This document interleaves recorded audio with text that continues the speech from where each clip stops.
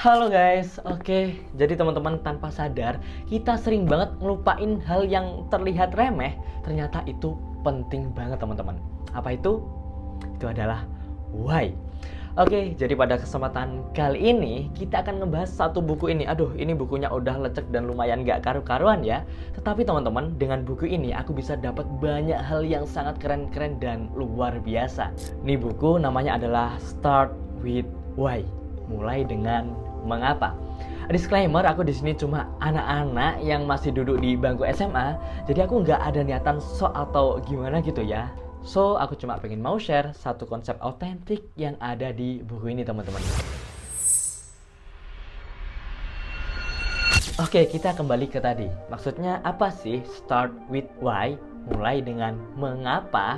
Nah, jadi gini teman-teman. Semisal nih kita lagi merjuangin sesuatu, tetapi kita tidak tahu mengapa kita merjuangin hal tersebut. Kita jatuh bangun, ngejar ini itu, tanpa tahu jelas tujuan kita apa. Maka sangat mungkin di tengah-tengah perjalanan kita kehilangan arah, semangat, serta motivasi dalam perjuangan tersebut, sehingga menghambat kesuksesan seperti yang kita cita-citakan di awal.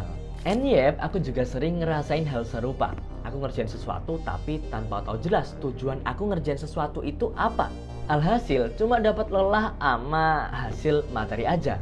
Dan itu ampang banget teman-teman. Kayak apa gitu ya, gak ada esensi dan makna lebih dalam yang bisa kurasain. Dan akhirnya ketemu sama nih buku Start with Why yang bisa ngejawab semua persoalan tadi.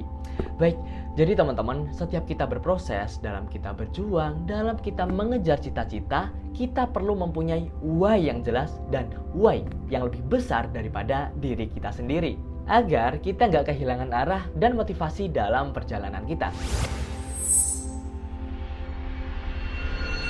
Maksudnya begini, kita kasih contoh aja ya. Bayangin aja nih, ada dua orang yang bercita-cita sama. Mereka sama-sama ingin menjadi pebisnis besar. Cuman tipe why mereka berbeda teman-teman. Ya, kita masuk ke orang pertama nih. Tipe orang pertama, dia ingin menjadi pebisnis besar nih. Tetapi hanya untuk dia pengen kaya raya.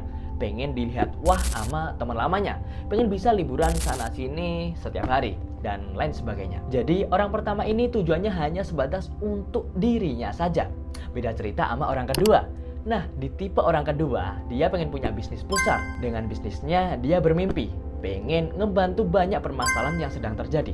Dan dia juga dengan bisnisnya bisa pengen bermanfaat bagi banyak orang di sekitar dia. Nah, dari kedua orang tersebut sama-sama mendapat keuntungan teman-teman. Cuman bedanya, gak semua bisa dapat makna dari apa yang mereka jalani. Orang pertama, why-nya hanya untuk kepentingan sendiri.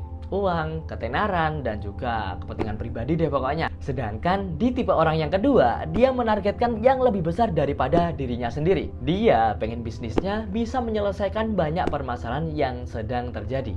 Dan dengan bisnisnya juga, orang ini pengen bisa membantu banyak orang di sekitarnya teman-teman. So, tipe orang kedua inilah yang mampu mempunyai why yang jelas dan why yang lebih besar daripada dirinya sendiri. Sehingga orang kedua lah yang bisa merasakan esensi serta makna dalam setiap proses yang ia lalui. Untuk contoh nggak cuma dalam bisnis teman-teman ya. Ada contoh lain tapi ini agak sensitif sebelumnya, mohon maaf.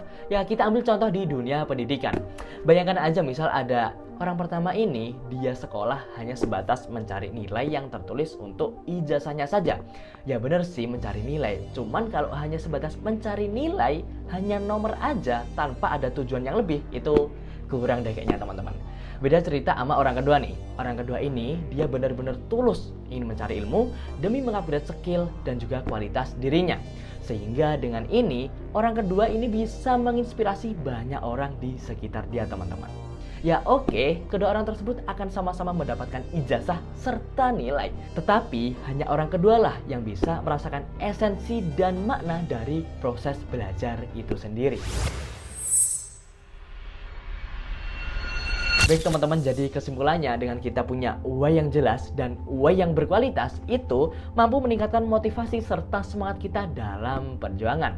Sehingga hal tersebut bisa berpengaruh juga dengan hasil yang kita dapatkan. Yap, itu aja teman-teman. Harapannya di sini teman-teman bisa menarik kesimpulan dari konsep yang autentik ini. By the way, pembahasan di buku condong ke bisnis sih, cuman ini juga masih relevan untuk hal-hal lain di dalam hidup kita. So, teman-teman saran langsung dalemin dan baca buku ini aja. Soalnya ini tadi kan cuma pembahasan singkat ya, jadi lebih dalamnya teman-teman bisa langsung baca sendiri. Oke, gitu aja. Jangan lupa baca and see you.